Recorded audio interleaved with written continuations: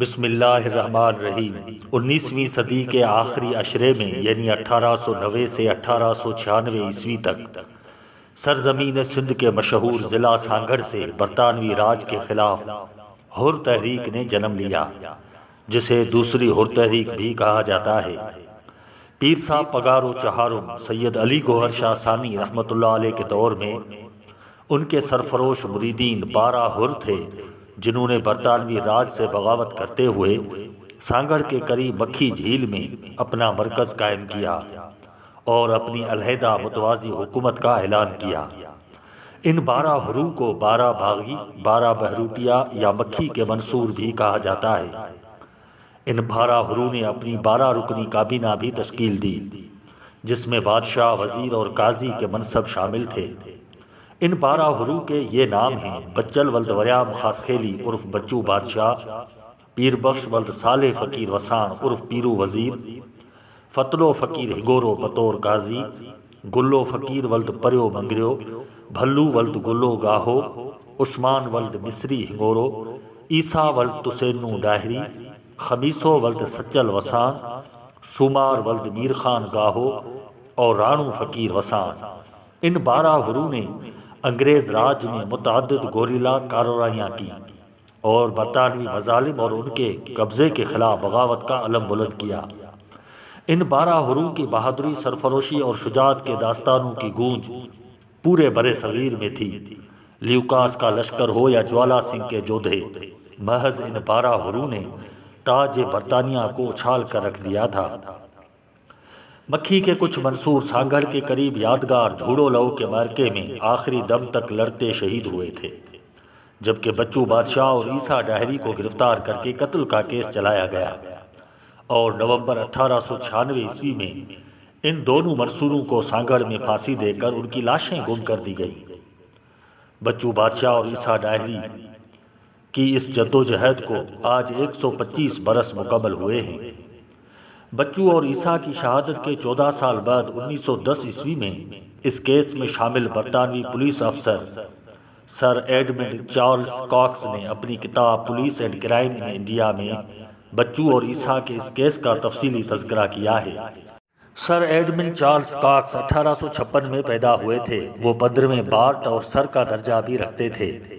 1877 عیسوی میں ICS یعنی انڈین سول سروسز جوائن کی اور سندھ کے مختلف اضلاع میں بطور SSP پولیس سے لے کر IG تک رہے۔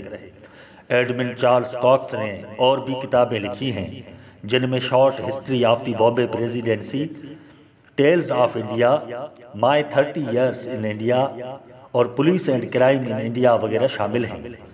ایڈمنڈ چارلس کاکس کی یہ کتاب police and crime in India 1911 میں پبلش ہوئی، جو 328 صفحات پر مشتمل ہے۔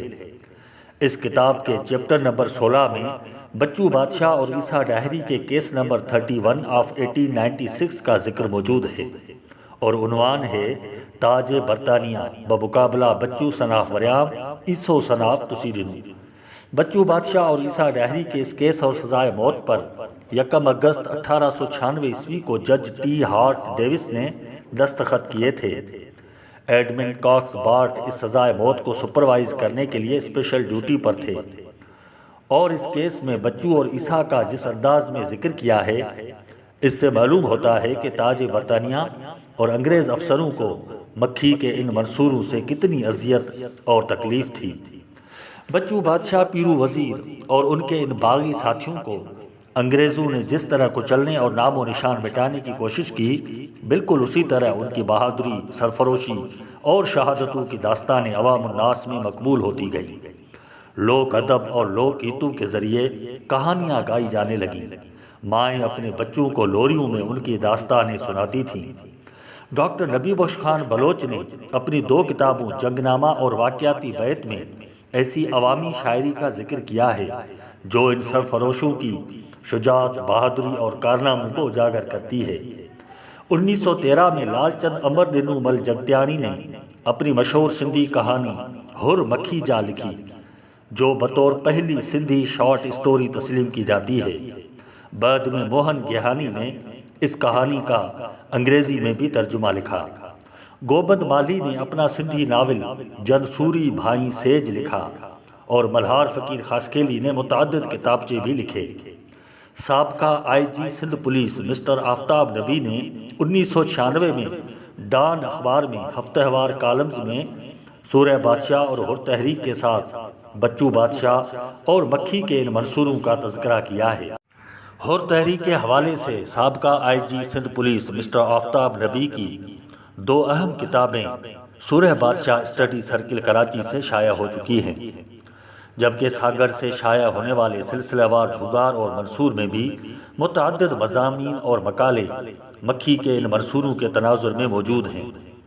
پروفیسر محمد عمر چنڈ اور پروفیسر الہورایو بہن کو بھی اس موضوع پر ایکسپرٹ کہا جا سکتا ہے۔ سانگڑ کے پروفیسر محمد مبین وسان نے سندھی زبان میں ایک مکمل کتاب بچو بادشاہ اور پیرو وزیر کے نام سے شائع کی۔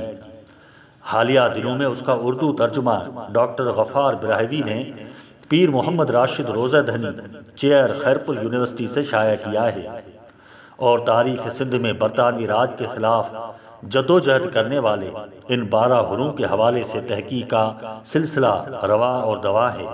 بہرحال آزادی کے ان علمبرداروں کے حوالے سے فرنگی افسروں کا نقطہ نظر جاننے کے لیے ایڈمن چارلس کاکس کی اس کتاب police and crime in India کا مطالعہ بھی ضروری ہے، جو بچو بادشاہ اور عیسیٰ ڈاہری کی پھانسی کے 14 سال بعد لکھی گئی ہے۔ اور اس کتاب کے مطالعے سے ایک بات یہ بھی معلوم ہوتی ہے کہ پھانسی کے بعد آزادی کے ان علمبرداروں کی لاشیں آخر گم کیوں کی گئی۔